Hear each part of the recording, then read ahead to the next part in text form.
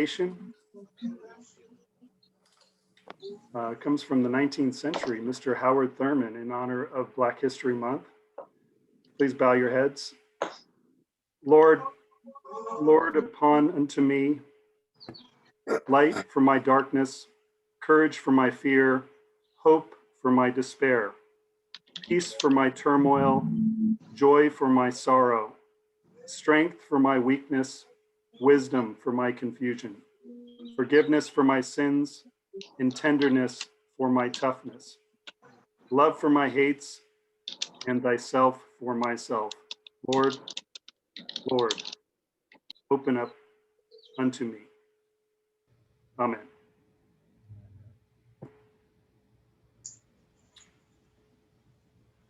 Now, Jay Jeffcoat is going to regale us in a Susan Day said that she knows the Groundhog Day song, which is today. If she'd like to prefer to lead us in that. Susan, do you know that?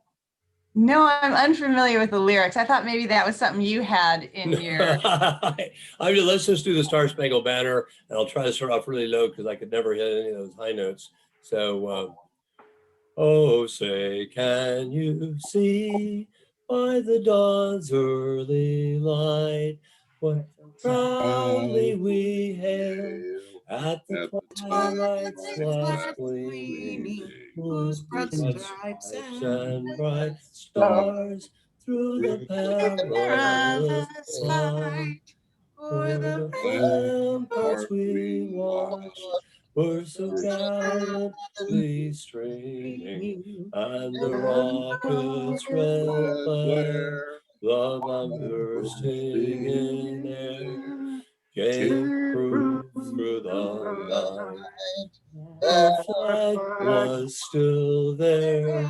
Oh, say does that star-spangled banner yet wave o'er the land of the free and the home of the brave? Oh, play ball, and hope they won't compare me to that famous singer that ruined it at Qualcomm that time, Ms. Barr. Oh yeah, who was that? With Hannah Barr. Roseanne Barr. Oh, Yeah. that's right. That was terrible. Yeah, thank you. Well, your rendition was fantastic by comparison. Where are we at now? We are at the message that we are recording this, and if you would like to place yourselves on mute when you are not speaking, that would help to ensure that no errant mistakes get broadcast out to the World Wide Web, because Karina does have us on Facebook. Let's get ready to rumble! Nice. Woo. All right, this is our time to welcome guests. David J., would you like to do the honors in welcoming our guests from Rady's Children's Hospital, your former employee? We have Bennett and Shelley Brown on board. My screen, whether David. it's like anybody else's, I don't know. But so Darian Bennett was my colleague at the foundation. Darian is a North Carolinian who came to her senses and found her way to. All right, David. Thank you. You were a little. It's really hard to hear you, David. Yeah.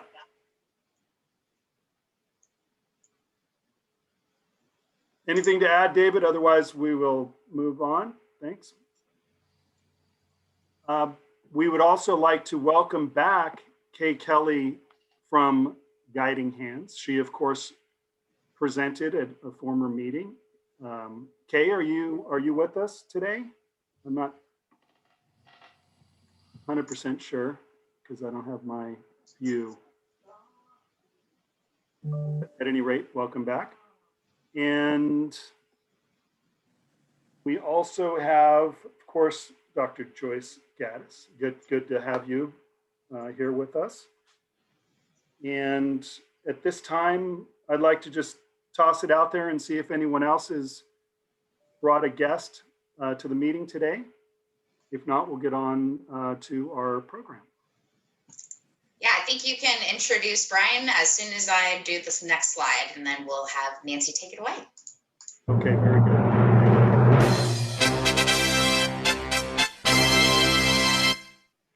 Mr. Brian Krause, give us some pearls of wisdom in Wow. introducing. The effects get better by the week. Karina, I'm impressed. Good stuff. Well, it's my pleasure to introduce two guests, actually.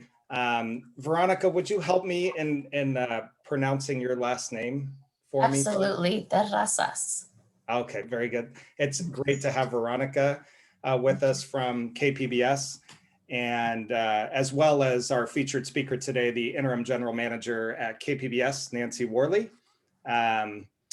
Nancy was lucky to start at KPBS 17 years ago, 2 years after I left KPBS, so she doesn't know any of the bad stories. Please keep them a secret, but she served as the associate general manager for content and communications for 5 years prior to being named general manager, taking over for Tom Carlo, as we all know. She, in this role, has managed news, programming, public and media relations, events, government relations, human resources, and strategic planning. So, short list there. Lots of free time. She started in the communications department in 2003, working on public relations and On Air magazine, was later promoted to communications director. She's credited with reviving KPBS's member and community events, including bringing the GI Film Festival, which we all heard about last year, and I think some have been, to San Diego.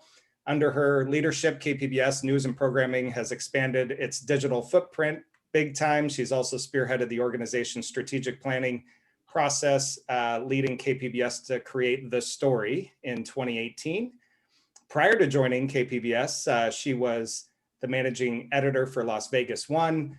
She also served as broadcast director for Senator Harry Reid in DC, where she worked with the national, state, and local media. She started her career in television news as a producer in Reno. After graduating from our very own SDSU, she is a fellow Aztec, go Aztecs, with, not surprising, a degree in journalism. She's native to San Diego and now lives in El Cajon with her husband and 2 boys. Please, everyone, help me give a warm welcome to Nancy Worlie. Thank you so much. That was awesome. I don't know what else I have to say now. Thank you. Thanks, Brian and Downtown Kiwanis, for inviting me here today. It's kind of exciting for me because I am just beginning my 2nd month on the job as interim general manager, leading KPBS, one of the leading public media stations in the country. We are all so fortunate to have KPBS here in San Diego. Just FYI, there have only been 5 general managers of KPBS since its founding, and I'm honored to be number 6 and the first woman to lead KPBS.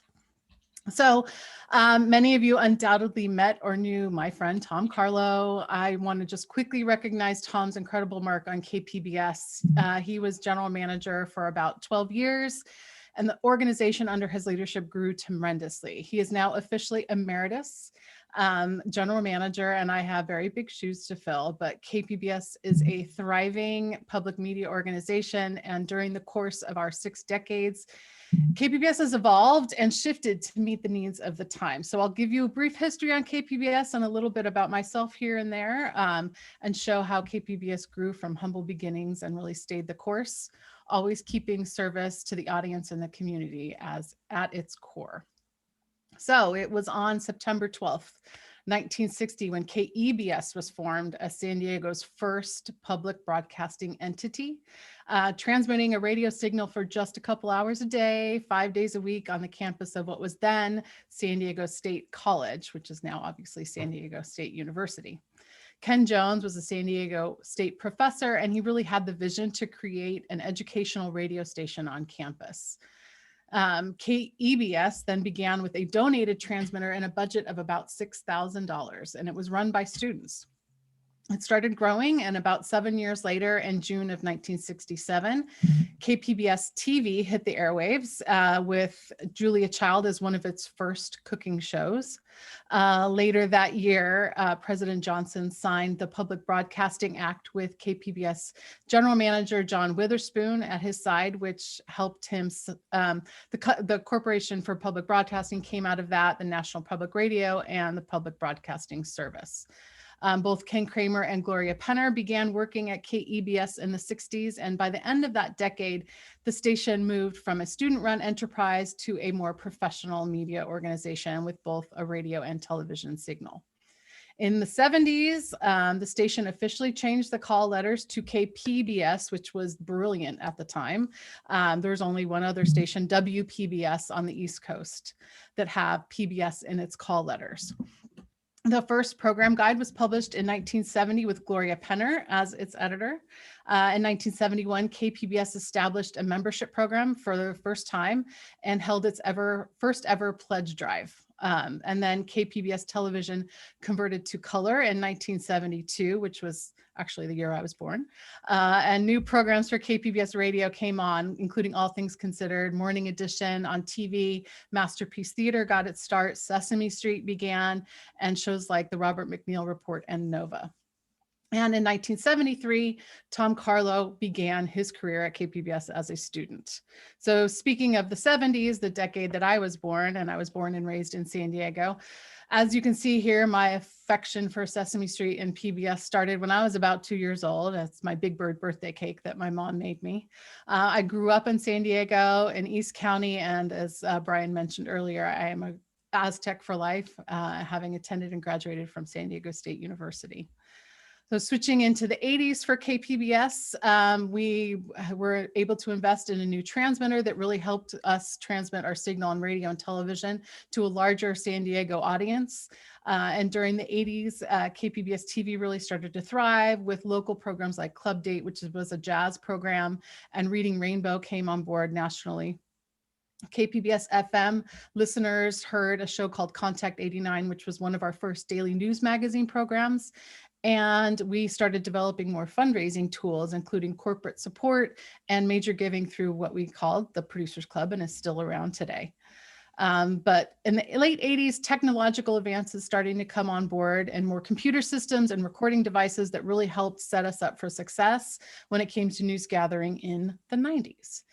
At the beginning of the 90s, in response to the Gulf War in 1991, KPBS radio shifted to an all news and information format during the day. And then we created what was then These Days, and now is called Midday Edition. So the show still existed. It started off as a call-in program for about 2 hours a day, and now Midday Edition remains our signature radio news magazine program.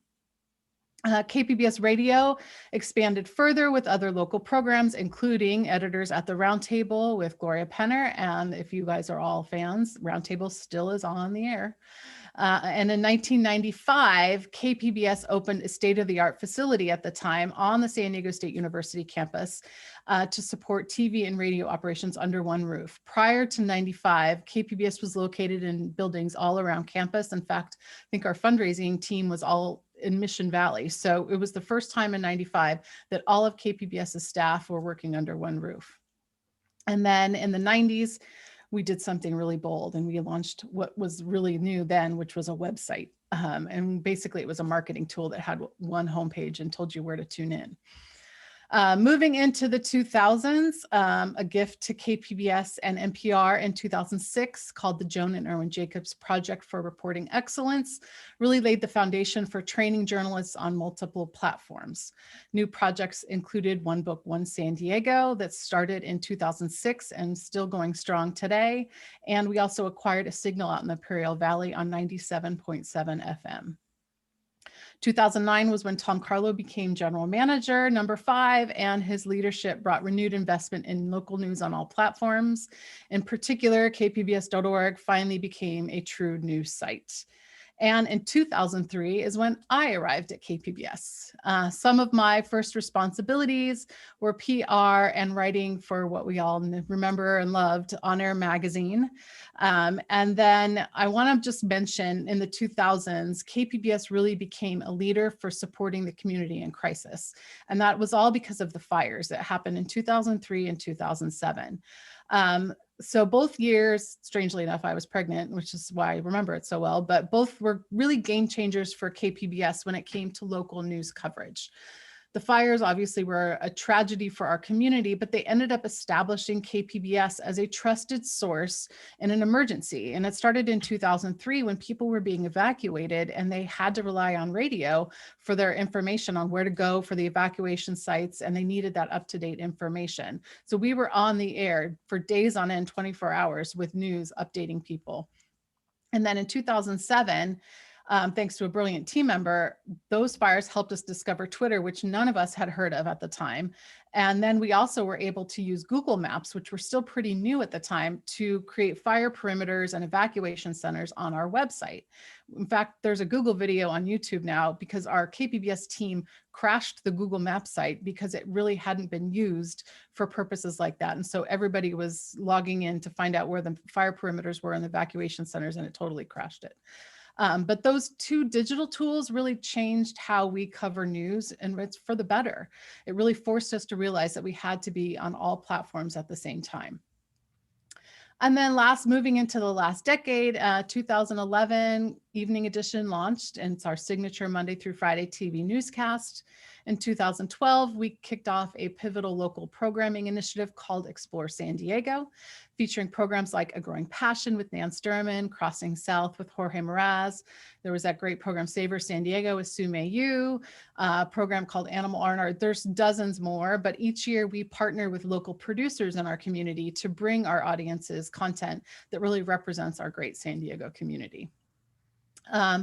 Also in I believe it was 2012, KPBS FM went to all news, and we still have classical stream online, but we really wanted to further our commitment to news for our community. So we have a 24/7 news channel on KPBS 89.5 FM. In 2014, as Brian mentioned earlier as well, KPBS made a commitment to connect with our military and veterans, and we met the GI Film Festival that was based out of DC. And so we brought the first satellite festival to San Diego in 2015. And I'm proud to say that now this year, we actually own and run the National GI Film Festival out of San Diego. So I'm really excited about the future that we have with this great film festival by, for, and about military and veterans. So that we'll get to at the end of this presentation.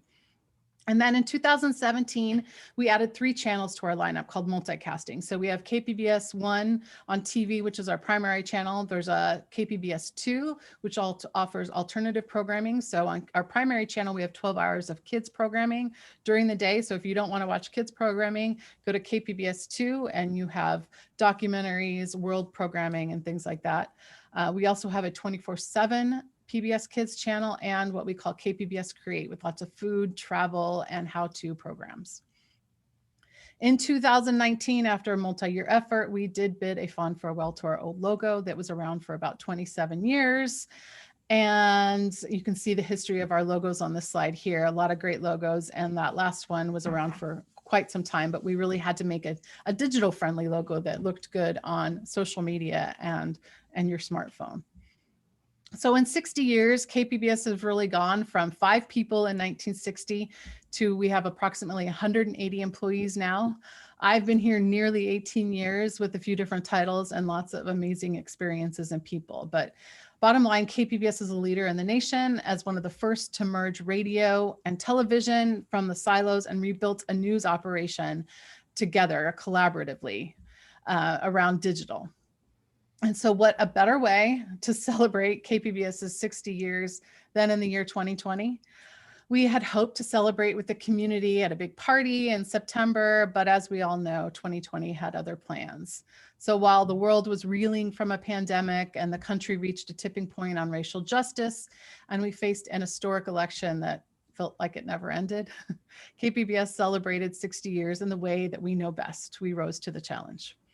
When parents and kids were sheltering at home in the spring, KPBS reinforced its schedule and tailored it for California education standards so that our children could continue to learn. When the coronavirus was discovered in the United States about a year ago and all citizens needed timely and urgent health and safety information, KPBS delivered daily live briefings, updates, and breaking news alerts to our community. When families were stuck at home, KPBS streamed amazing programs to help distract us from the world health crisis. With the death of George Floyd, when it sparked a movement and a reckoning right here in our own backyard and across the country, KPBS News was there to bear witness. And then when our citizens needed to make informed choices on their ballots amongst record voter turnout, the KPBS voter guide was there to make sense of it all. So back to where we're headed, the future. My vision as the interim general manager for KPBS is to continue to build on KPBS's 60-year legacy of excellent local news, highest quality content, and connection with our community. One of the first projects my team is undertaking, we are currently going through a small strategic visioning process to refine the vision and mission that we created for KPBS a couple years ago. For now, rest assured that any new vision will not alter KPBS's commitment to public service. We will continue to serve the San Diego community with the best, most trusted news and information. We'll continue to offer the best in arts and culture, science, documentary films, and local content. We will continue to cherish the best drama, especially from Masterpiece, and we'll continue to spark dialogue and foster respectful and civil conversations about current events and the challenges we face together as a community. The new vision will help set ambitious goals for KPBS so that we keep evolving, growing, and serving our new and diverse audiences. And those audiences are really savvy. There are expectations that we must meet for the younger generation, like customization and on-demand delivery, that will be critical to our success. We've already started those investments in the back-end technology, but KPBS really must become a digital-first media organization that serves audiences with the content they want, when and where they want it. I actually have some new data to share. I just got these numbers yesterday, so I don't have a slide, but just to give you a snapshot, our weekly CUME audience on radio is 300,000. Our radio live stream on our site saw a 20% increase in 2020 to an average of about 125,000 a month. And we attribute that because people aren't driving in their cars and doing the normal commute that they did prior to the pandemic. So our live stream audience is going up and our radio audience is holding fairly steady. On the TV side, we have just under 400,000 weekly cumulative audience. Our social media follows are growing. We have almost 240,000 social media followers, and YouTube subscribers is one of our greatest areas of opportunity. We have nearly 40,000 subscribers on our YouTube channel. In fact, on election night, we tried something new where we took our TV broadcast of our election night special and streamed it on YouTube just to see what would happen. And we had 10,000 people watching it live that night. So we see a real potential with YouTube. In 2020, our podcasts were downloaded approximately 1.4 million times, and we've already had a strong start to 2021. In January alone, we had nearly 250,000 downloads. On the digital side, we responded with a COVID live blog and vaccine tracker on our website. So since January 2019, our website traffic has grown 230%, ending December with 1.3 million users and page views at 2.5 million. And that's up from 167% this time last year. All that said, we have to keep up. And in order for the station to remain a thriving public media organization, we've got to plan for the future to ensure that our facility and our staff can meet the challenges in the years ahead. And the key to achieving those goals lies in our new and exciting building. I don't know if any of you have been to our old building. If not, this is a picture of what it used to look like. KPBS has been in our old building since 1995. As I mentioned, it's on the San Diego State campus, and we were what Tom Carlo used to call the last great analog facility. That's because in 95, when the building opened, it was built with all this amazing new analog technology. And then a couple years later, the digital revolution hit and pretty much all of our equipment was outdated. So we've spent the last about 5 years working on plans and raising funds for our newly expanded space. We're happy to report that work began officially the day after the election in November, and we are excited that this project will transform our facilities to expand our community service and local content for the San Diego region. So as you can see here, this is the new facade of the building, and we're really excited as we are at the gateway to San Diego State's campus. And we'll switch to the next slide to show you what the lobby will look like. The architectural design really better represents the future of KPBS. There's a lot of light to convey transparency in everything that we do.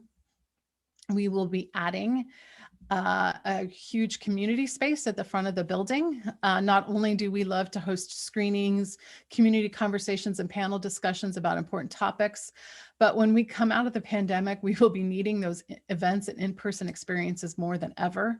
So the timing of this project is strangely perfect. We value having those in-person events so much. It's really the best way to get to know our audience, ascertain what's working and what we can do better, and also engage with diverse communities and gather story ideas and sources. And it's always the best way to say thank you to our supporters. We are also expanding our newsroom upstairs. It's getting a little crowded. We started about 10 years ago with 14 people in our newsroom, and now we have a little over 50. So we might need to spread out a little more also under social distancing guidelines, but when the time is right, we will have the room to grow. And as you'll see, a big part of the renovation is the update of our technology and equipment. We're creating a digital research lab so we can better prepare ourselves for the next technology, whatever that is. And will also help us with converting to the next generation TV, which is ATSC 3.0 that's coming in the next couple of years. The building remodel and expansion will not be complete until the fall of 2022 at the earliest, but we do have a lot of exciting things coming up in the shorter term. On February 10th, we are launching a new podcast called The Parker Edison Project. It's a local exploration of culture through conversations about creativity and community, and it's all through the lens of Black America. Each episode starts with a thought-provoking talk and ends with a musical bang. His first episode is actually on hoop earrings, so you'll want to listen. Earlier this year, we also began another podcast called San Diego Conversations, and it really continues the dialogue from our community conversation events that KPBS and the National Conflict Resolution Center started, devoted to educational topics on issues that were important to our region. We did conversations last year on the US Census, police reform, and vulnerable students. And so the podcast kind of extends those conversations and updates where we're at right now.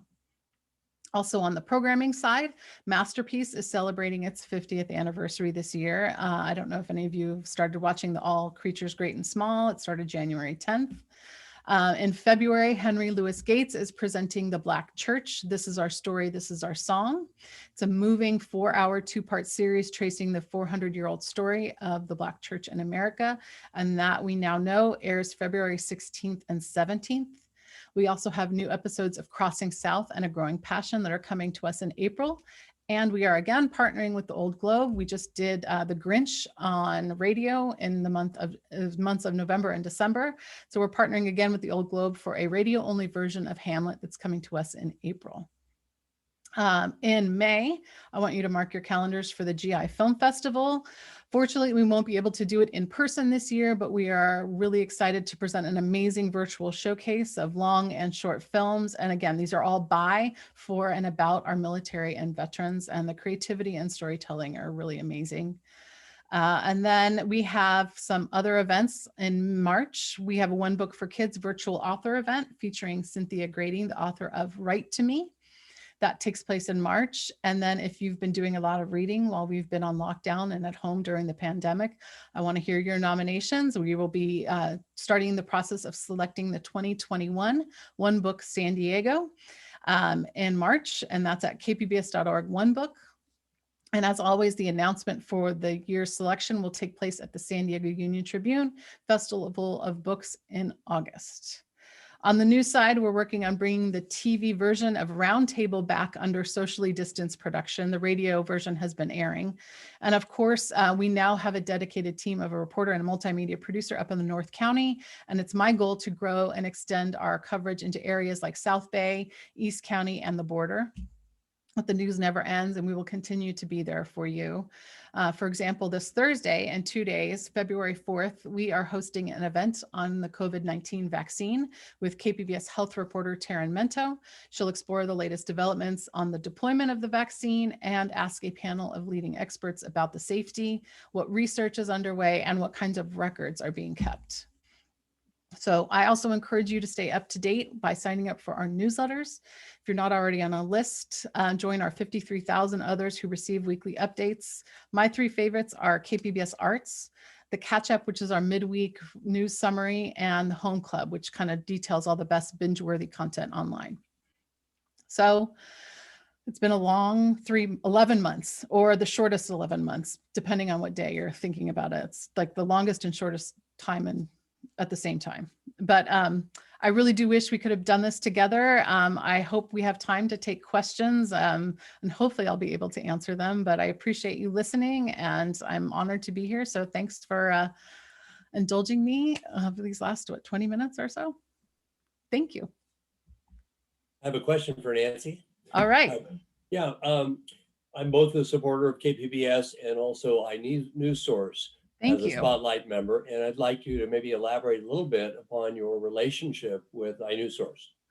iNews Source is an independent news organization, but they are based in our newsroom. So the content that they produce always airs on KPBS, and we provide that platform for them, and they provide us with their amazing content. So that's the relationship, is that they create great content and we air it on TV, radio, and on digital. They obviously have their own site and their own newsletters, but they are an independently funded 501c3 separate from KPBS, but we love having them in our newsroom.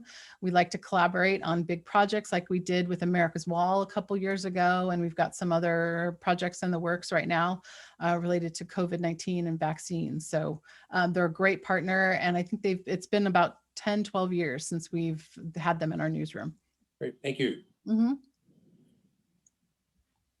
Any other, should I check the chat here for question? No, don't check the chat. Then you'd actually see Doug Frost's comment. Oh. Which it was Oh. just, by the way, Doug, a minor traffic ticket. That's all. It was not an accident. And multi-million-dollar settlement. I'm pretty sure Tom Carlo was so generous he didn't make me pay the ticket anyway. That Wow. I deserved it. But Nancy, that was fantastic. We're big fans of KPBS. Thanks to our good member Carl, who's on the Thank you. Zoom today. We actually had Nan Sturman at a Oh, she's the best. before COVID broke out, and we did some planting at Admiral Baker with succulents and everything, and saw some of her amazing work. And so yeah, keep up the great work. I have a quick question, not to put you on the spot. It's a broad one, but maybe if you can speak to, in your mind, the role of public broadcasting when it comes to, educating all of us about how we can do better with our own research and absorbing the news, and how vicious confirmation bias can be in 2021 and beyond. Well, I think look, it is not an easy time to be in journalism right now, especially in the last 4 years. I mean, the whole notion of truth and facts has been at stake. So, and we've had multiple conversations like this in our newsroom about what do we do? And my advice has always been stay true to who we are and do what we know is right, and not change, not, stick to the facts. We fact check incredibly well. Yes, sometimes we make mistakes, but we accept, acknowledge, and own those mistakes and move forward. But we take telling the truth incredibly seriously, and we hope by being straightforward and honest with our audiences, they will trust us. And there's been national research on the national level, and we hope it transcends to the local level. We haven't done anything in particular here in San Diego, but PBS is one of the most trusted brands in the country. Congress way down here, PBS is pretty high. So, we always take that as a good sign. And I also take as a good sign that even during a pandemic and economic crisis over this last almost year, our membership has gone up. So, and it might not be big, high dollar gifts, but more people are really investing in who we are as an organization. And that's always that affirmation that we love to see when more people support us with their hard-earned dollars to say, no, we believe in what you're doing and what you're doing is right. So it's a really tough, and I'm not sure I'm directly answering your question, Brian, but it's a tough place to be when everything you do is being called into question. And it's really difficult to be a journalism. We have it's stressful and it's hard. And so we try to reinforce internally, look, you're doing the right thing. You got to stay the course. But you also have to take care of yourself from a mental health perspective, as I'm sure all of us know how valuable that is. And so I danced a little bit around it. No, but I no, it think was that great. what we I were getting appreciate at. that. Appreciate that, Nancy. Any other questions before we turn it back to? Yeah, I don't have a question about the station, but does Virginia Terrazas have any relatives in Imperial Valley? Because I was a Kiwanian out there with Albert Terrazas, and I wonder if that was like her grandfather or something. Oh, I do Veronica? not. No, I don't. Okay. Family Yeah, comes they're from very, Texas. very, very respected, impactful family out in Imperial County in El Centro and around there. So you should claim them. Maybe you could inherit some of the money. I'll remember that. Thank you. Hi, Nancy. I have a question. I wonder how students are looking at the dilemma of news and social media today. I mean, clearly you're doing a lot of training of those folks, the future Bryans, and just curious what kind of a view they have and what you're seeing. Well, it's great that we have students that work. There's about 50 students that work at KPBS, and that's not just in news, that's throughout our whole organization. And what's great about having them there with us is they kind of show us how we take the new platforms that they know so uniquely and help us adapt our news to satisfy those social media requirements. So it's like this back and forth. We're kind of teaching them about how to be great journalists and how to serve the community with, educational content, entertaining content, but they are also teaching us that grew up using these platforms. They don't grow up turning into the news at 5 o'clock every day. My kids don't even know what a radio is, I do. So it's like it's this great relationship where we teach each other. They're from the technology side and we're from the content side. So I love that relationship. I love being on San Diego State's campus and love having those kids. I shouldn't call them kids, they're young adults in our organization, kind of sharing that with us. And really that symbiotic relationship has really benefited. Yeah, that's great. On a side personal note, my daughter got me an alarm clock radio for Christmas, and so I don't have to listen to the blaring alarm on my phone anymore. And so I wake up at 5:15 every morning to KPBS. Yes, I love it. That's great. I know, and I've updated things, and all of us, one of the engineers asked me to test the radio signal just from my house here in East County, and all of a sudden I realized I don't have a radio in my whole house. I did not have tune into 89.5. I listen on my phone. I listen on my computer on the stream. So yeah, it's interesting how quickly that technology disappears. Keep up the good work. Nancy, when the station, when we're on the other side of COVID and we can all do in-person luncheons together, and the station doesn't have to be finished. Let's not wait until fall of 22, but we'd love to do something on site there. I think it'd be a great opportunity for the club too, if you're interested. I would love it. I would love to have you. Our new community space. We'll have a beautiful garden. It's like an indoor-outdoor space. I'm so excited. And again, the timing is strangely fortuitous because we will all be clamoring for in-person events once we get on the other side of this. Awesome. And we'd love to host when we're meeting in person some of the students that work at KPBS. We've had, members. Alex Kim's still at the station, right? Yes. Yeah, Alex, he used to be a member of our club as well, and so we'd love to host some of them, treat them to lunch, and they can see some of the good work that this community organization is doing throughout the county. And I love especially students that continue on and stay as in professional capacity. We have a lot of students that graduated and ended up getting jobs at KPBS, and our Tom Carlo is the poster child of that. I know that was his only professional job, but sometimes GMs are also happy to see some of their employees leave and go do something else with themselves too, as I Right. think Tom was with Tom, me. it was a great poster child. Matt Hoffman is one of our great reporters. He was a student at San Diego State and interned and ended up getting a job, and he's terrific. So It's there's a yeah, lot it's of a great terrific opportunity. I owe a debt of service to KPBS for sure, and was proud to use your presentation today as an opportunity to renew my Producers Club membership. And I'm sure, like all of our members, you know, you're probably sitting on this wildly appreciated GameStop stock. You can just donate the stock to KPBS before it crashes, and they'd be happy to take it. You'd avoid all the capital gains, right? There you go. Yeah, stock transfers, we'll gladly take those. Well, thank you, Nancy, from all of us here at Kiwanis Club.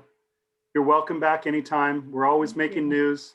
Every couple of weeks, we have these meetings. We have our Port of San Diego coming up. We're going to be recognizing 100 ASB high school students on the 23rd with our Laurels for Leaders. And again, you're welcome to come back anytime. And all is not lost. My 14-year-old son who's listening in says he knows what a radio is. So, oh, okay. Yeah. Focus group of one. I'll take it. There you go. All right, thanks. Feel free to stay on. Thank you so much for having me. I'm really happy to be here. Absolutely. Thank you. Karina, if you would be so kind as to back us up one slide, I want to give David J. another opportunity to introduce the folks from Radies, because I know his audio wasn't working. Yeah. All right. Is this better? Are you all able to hear me? Loud and clear. Oh, good. Sorry about that. So it's my pleasure to introduce a couple of former colleagues, Darian Bennett, who works in the foundation, joined, having moved from North Carolina, as all wise people do, to San Diego. Darian is what, 18 months now? Something like that, yes. Yeah. So really excited that she's able to join, works with the Calneva folks and with the district, sort of across the board in our partnership with Kiwanis near and far. So really glad that she's able to join and be here today.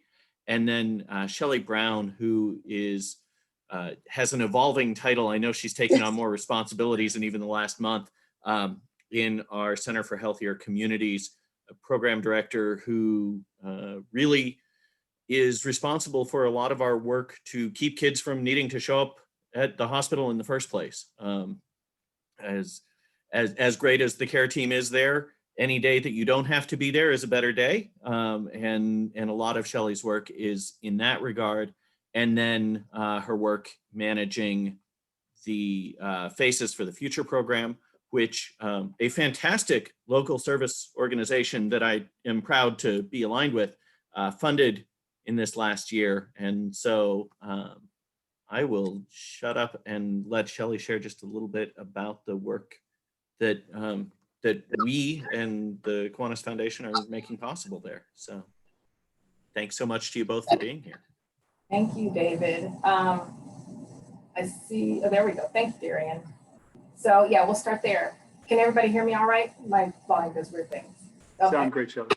Thank you. So yes, as David said, my name is Shelley and I'm the manager of youth development programs at the Center for Healthier Communities here at Rady Children's Hospital, San Diego. And the center is kind of like the community health and public health arm of the hospital. So we don't do the clinical work. We do more prevention programming across 5 different priority areas. So I wanted to just give you a quick snapshot of our Faces for the Future program that you have generously just donated to. A couple of relevant numbers, and then let you know what we're thinking in terms of how to spend your money. So Darian, if you could. So Faces for the Future is a healthcare career preparation program that was originally founded in Oakland, California by a pediatrician up there in partnership with their children's hospital. It has grown to actually a coalition of several sites, some in Northern California, obviously ours, Albuquerque and Denver. And really it's designed around helping under-resourced, kids in under-resourced neighborhoods prepared to access and find success in healthcare fields, healthcare careers. So each program, no matter where it is, I mean, things are a little bit different here to there based on what they have access to, but each site, the programming operates around 4 really key components. And so we all implement specific things within those 4 components. So we have health career experience. So for us, that would be kids coming into the hospital to shadow doctors, to skills clinics. We have academic enhancement, that's number 2. So tutoring and other things that are related, as well as college field trips. We have wellness support. That's broad. That could be individual check-ins. It could be teaching the kids about mental health first aid. And then also professional and leadership development. So it could be resume writing, skill building, doing mock interviews, a variety of things that we want our kids to be able to feel strong in as they move towards their careers, their eventual careers. What you see here in this picture is our class of 2020, Hoover High School, which is the lower left, and Crawford High School, which is the upper right. You can see that there's a difference in their size. The Hoover program is more robust. And this was actually taken, what we typically have, which is our lab coat ceremony. And it's really this kind of pomp and circumstance, and it symbolizes when they're preparing to go into their job shadowing experiences here directly in Rady Children's Hospital at over 30 different departments. Darren? So a couple of things, faces by the numbers. I don't know what's going on there with that slide, but I will break it down for you. That's all right. I'll just talk it through. So as I mentioned, we have Hoover and Crawford. Hoover started in 2009. These are both schools in the City Heights neighborhood. Crawford expanded, we opened Crawford in 2015. And we actually, although our funding right now is around Hoover and Crawford, we actually have a third phase site at Kearney High School. And that's really because they're in very close proximity to our hospital, and they were walking over to do clinical rotations with us. And so we eventually made them a full phases site, but our funding streams are a little bit different. Under normal circumstances, we have a sophomore, a junior, and a senior class, but because of significant financial reductions last year in terms of our budget, we have chosen to focus for this current school year on the junior and senior classes. And so Hoover has about 110 students across the 2 classes. I believe the senior class is about 64 and the junior class is maybe around 46. And then Crawford, their program has about 43 students in total, and it's split close to even. And the difference really comes from the fact that at Hoover, our program is embedded in their academy. So the Hoover is divided up into different academies based on topic areas, and we are embedded in their Academy of Health and Healthier Communities. Whereas Crawford's implementation is a little bit more close to an after school model. So they still all get the 4 components. It just looks different, day to day, week to week, and month to month. Darian? One more. Also, we have a total of 451 alumni across those 2 sites. So a few things related to successes and challenges. It looks like this slide got a little bit skewed, but that's okay. Successes include the fact that we graduated 92 seniors last year, despite all of the challenges of the last 3 months of this school year. So that was amazing. We were able to pivot FACES programming when virtual implementation was required. And I would even say that when the schools kind of went dark, which was right around spring break, we stayed connected to our kids by phone, by social media. We continue to provide workshops and really pivot so that they were able to stay connected in such an uncertain time. We were also able to implement our annual alumni outreach effort, and that's how we figure out, are we doing what we're supposed to be doing? Is our program having impact? Are our students finding success educationally as well as in their potential career? And then what kind of support do they still need? And so we reached out last year to actually 359 alumni, because at the time our class of 2020 had just graduated. And over the course of 3 months, had conversations, did surveys through constant contact, and really tried to drill down on what our students were doing. And then another success is that we were able to coordinate with clinical partners and community partners to continue to provide guest speakers and virtual workshops. People were really very excited to try to figure out a way to continue to support our students despite the challenging circumstances. And then our challenges were few, but they were big.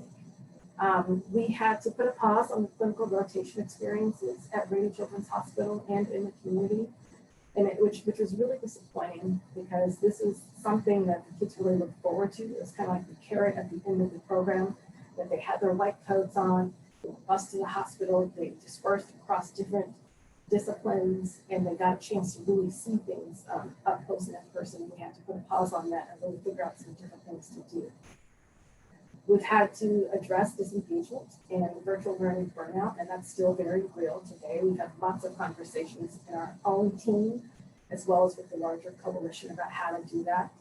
We've had to stop the field trips, like colleges and even other hospitals. We were beginning to develop a partnership with Balboa Native Medical Center, and that had to, we had to kind of put that on pause in terms of physically going there. And then lastly, the significant reduction in our funding. But we're in talks with the school district to see about potentially raising that back up to at least where it was. And so through all of these highs and lows, we are still able to deliver program with integrity and with strong content. And really, I think that's because of the success and strength of the coordinators that are out there in the field doing the work. They're actually based out of the high schools. Darren? So lastly, just to give you an idea of what we're considering, what we're brainstorming around with your generous donation, a few things. One is we are considering purchasing take-home supply kits for skills clinics. Our program has partnered with the National University nursing program. So we've had student nurses present before, but what we're trying to do is expand that a little bit and really have the student nurses facilitate skills clinics, but have the students at home with their own individual packets of materials. For example, they will each have their own stethoscope, blood pressure cuff, maybe a suturing packet. And so the student nurses will be able to facilitate virtually, but with the students being able to do things hands-on. So we're pricing those things out as we speak. We've talked about a gross anatomy online platform subscription to enhance the learning and the students' understanding of different body systems since they're going into healthcare. We've considered purchasing small tokens for our seniors to have graduation gifts. We did something like this last year, nothing major, but we weren't able to do the big pomp and circumstance of graduation ceremony. So we wanted to give them gift bags with small tokens of the FACES program.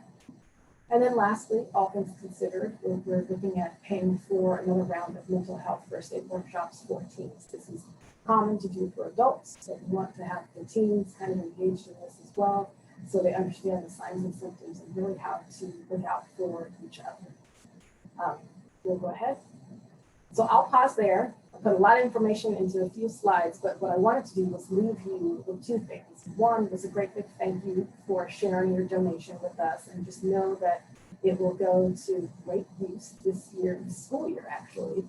And I wanted to share our website, which is sdhealthscholars.org, where you can learn about FACES for the Future, as well as the Medical Academy program, which was established in part to be a fundraiser for FACES for the Future. So I'll say again, thank you so much for inviting us to the luncheon today, and I can take any questions that you may have, and now I will be quiet. Any questions out there for Shelley? I have a question. So, It's been a tough year for everybody. Can you ballpark how many of your graduates from June 2020 took a gap year in terms of trying to move forward? I mean, it's just been so hard for everybody. I can't ballpark the folks that have taken a gap year, but what I can say, because my coordinators were in a communication with them at the end of the school year and into the summer, is that some shifted their plans from a 4-year to a community college so that they could be closer to home, because there were lots and lots of family things going on. Plus, given where our students live and what their community, what their financial situations are all about, some needed to provide financial resources to their families who have been impacted by COVID. Thank you.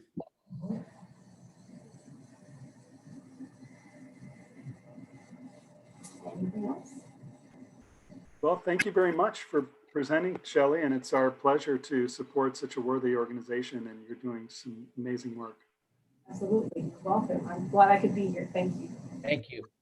Feel free to stay on for the rest of the afternoon and or just a couple more minutes and join us at any time for another meeting. You're a guest always. Thank you. Karina, I think at this time we're going to honor some of our Kiwanis members whose birthdays are Happy here. birthday to you. Happy birthday to you. Happy birthday, happy birthday, happy birthday to you. That was horrifying. I love it. I love it. Heather, it was your birthday and you're on the phone right now. So any words of delight having turned another year? Yes, I turned 32 yesterday. Fantastic. So I will give I've been in Kiwanis these I think 9 years. So I'll do since I turned 32, I'll do 32. Good for you. Thank you so much. It's always a pleasure seeing you on the calls and can't wait for our next outing when we'll do a little community service together. Totally. To that point. Yeah. Thanks, Heather. And our dear Lauren Cook, it's your birthday upcoming and you're also with us today. Any delights upcoming or what's going to Yes, go? I am thrilled to be sharing my birthday with Vic Bianchini. I hope I said that correctly because he has schooled us on that one. But I, for some reason, because he is awesome, now I feel I am awesome. And that's really my big takeaway from that. You always are awesome. Right. You mean Vic is awesome. So I will calculate all of my many dollars. I'll give $50 to the club, and I am older than 50, but not by much. So I think that's good. Oh, you look darling. I love the hearts scarf, and thank you for your support and your great work. So to the rest of the birthday recipients, whomever's not on here, if you have an opportunity to speak with them in the interim, please wish them a happy birthday for the rest of the club. And I think we're going to move on.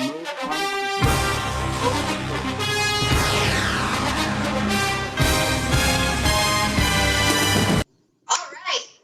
We have got some phenomenal members. Mike Boland, this is just the year for attendance. Sean McArdle is still our leader.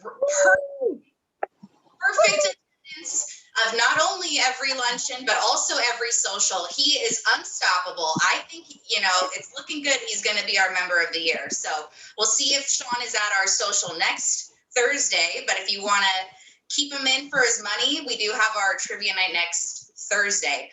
Close second, and it's because Steve had to bail out on trivia night for marriage, before you get married type of thing you need to do with your wife. So although that was a good excuse to meet miss our trivia night, it did bump him into second, but he still has perfect attendance at all the luncheons, even though there has been squabble of him just connecting. We do see his face and video turned on today, so that is a verification of his presence.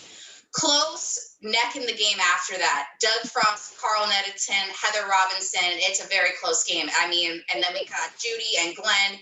We have some great. Gordon Borner is on the leaderboard. When we had our meetings in person, we never saw Gordon. Now he's in the hunt to get into our top 10. So let's keep it up, everybody. I will report our finale of our NFL playoffs since we have the Super Bowl next weekend. So at our first meeting on the 2nd of March, I will announce who our winner of the playoffs are, and we will have a special prize. But we will keep the tallies going for the whole year so that at the end of the year, we'll have one very special prize coming at you. So thank you everyone for attending these luncheons, attending our online socials. I know everyone is zoomed out and really over talking to each other like this, but I do appreciate everyone still showing up, bringing great energy, and this is just such a delight to be with you all. So keep it going. Awesome play-by-play there, Susan. Great job. Speaking of Unite, That is my second plug. We are asking for $10 donations for the time that your host takes to compile all the info. That donation is going to actually go right back to the club, though. So I would just appreciate having some income being generated from these awesome online socials. It costs a lot more to hire someone that does what I do. So if you would all like to appreciate this cheap version of having a great online experience, be sure to join us next Thursday. And we do play in teams and we make it very fun, so highly recommend joining in. Just a couple district things that our Lieutenant Governor told us about. We have the mid-year virtual education conference. So if you want to learn more about Kiwanis, this is a great way to do it. So you don't have to travel to Ramona or wherever it is. You can just sit from the confinements of your home and tune in. I am going to be posting all of the links to all of these events as soon as I get through it, but I'll give you that link shortly. Also on February 13th is the Red, White, or Bruise, and it's going to be a virtual tailgate and a post-show concert, all benefiting the Calneva Children's Fund. So give me a minute, I'll post these links, but that's a great way to support our Calneva Children's Fund. Oh, snap. It's Virtual World Leaders. And our illustrious leader, Gordon Borner, is on the call to tell us more about this awesome event. Gordon. Thank you, Mike. And Karina, thanks for the preview of some of the applause-o-meter and noise that we're going to have to try to pretend in lieu of listening to the forks and the knives and the plates at the Previs Center, as we historically have done. Hopefully we'll get to do again starting next year. But again, the fire alarm. We've got our virtual coming on the 21st, and I'm here to tell you that we actually have some Kiwanians from other clubs around the county, including in other districts, if you can believe that have now contributed to Laurel's. And so I'm going to put the challenge out. I know there's at least 4 of you I see on this call who I've seen in Laurel's programs before, who I haven't yet seen on the list of donating yet. And I'm going to chalk that up to information overload here, because I know you've heard me talk about this 5 or 6 times. You've heard it in the midst of 7 or 8 other events. And so today, and you can see Karina hitting the chat bar right now, but for those of you that aren't quite as tech savvy on chat, there's also going to be an email going out specifically addressing the link where you can do a 1-click and just in a couple of minutes actually donate to the Laurel's event this year. Believe it or not, after a really slow start, we're actually up in the high 80s of registration. So we're going to end up looking like attendance-wise, no different than we typically would in the Previs Center. We just won't have the tables, and we won't have the fire alarm like we did 2 years ago, and we won't have all the Aztec Club folks moving through the dishes and stuff like that to deal with. So, but what we will have is a testimonial from Adela De La Torre. We will have a hopefully testimonial from Todd Gloria. He's committed, but I don't have a date as to when we will have that. And so we'll have those visual videos embedded inside of the program. And you'll have the opportunity to do that. As you've heard on previous meetings, our illustrious committee consisting of Chuck Day and Brian Krause came up with the Laurel Society. And so that aligns our ability to sponsor a student specifically for the $250 that is going to be this year's stipend award to them. So for those of you that would like to get your name in the program and be part of the charter member of the First Laurel Society, you're going to get that opportunity on an email that's coming out today with a chance to donate $250. I will share with you again that other Kiwanis Club members have done that. And so I'm challenging our club to stay with them. Matter of fact, I'm going to give a shout out to the Kiwanis Club of Bonita. Their foundation actually decided to donate $1,000 to become a Crown member and sponsor all 4 of the high schools in South County, actually 3 of them plus a private school as well that they're affiliated with. So huge shout out to Bonita. And again, I'm going to throw that challenge back on all of us to load up those memberships when you go in online after you take a look at that email. And then I'm going to close with one other comment. We all understand that the pandemic has impacted us differently. And some of you I know have experienced job changes and family challenges, health-wise and financially. If 250 is over your ballpark, understood. So the challenge I'll put on your plate is, would you still have, if we were meeting at the Preba Center, would you still have bought the lunch and sponsored that ability for that networking session and the opportunity to spend that hour with that ASB president anyway? Do that ASB president a favor in spirit and maybe throw that 35 to 50 bucks at him anyway by using the same link that's going to get emailed out to you this afternoon. And with that, I'll close unless Karina, who's going to run the controls and pop in with Mayor Gloria and President De La Torre, et cetera, and Mike, who will help me by ringing the bell at the beginning, have anything else to add to second that comment? No, I look forward. Yeah, I look forward to working side by side with you, Gordon. I guess we're going to be in a studio together, We are. which will be a lot of fun. Yeah, like it was pointed out before that these Nancy had said that they did a virtual event and it ended up being wildly attended. So this could break open a whole new way of approaching the Laurels, and you've just done a tremendous job kind of creating this virtual event, which is great in the society. And yeah, I second your effort to have our Kiwanis Club participate in a big way. And it will be, of course, a regular Kiwanis Club luncheon. So we want to be there in force. Which means you get points on the Karina scoreboard, right? Indeed. Sure indeed. do. I know we're going to need those donations so we can pay the NFL when they come after us for their using their chime. All right. Next.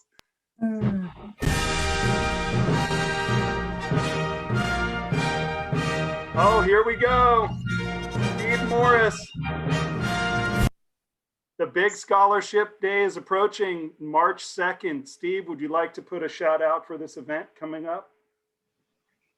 Sure, just a quick reminder, since we're not able to provide lunch this year in person, we're going to be sponsoring some scholars who attend by sending them a $20 kind of Grubhub gift card, DoorDash gift card. So you can do that. You can sponsor a student when you register for that luncheon at the registration page, $20. Hopefully we'll get a couple students from each university. They're RSVPing at the moment. But when you see that charge, that's how we're going to use that fund. Please join in. Oh, that's great. Thank you very much, Steve. Looking forward to that event. Who let the dogs out? All right. It's everyone's favorite game that we play.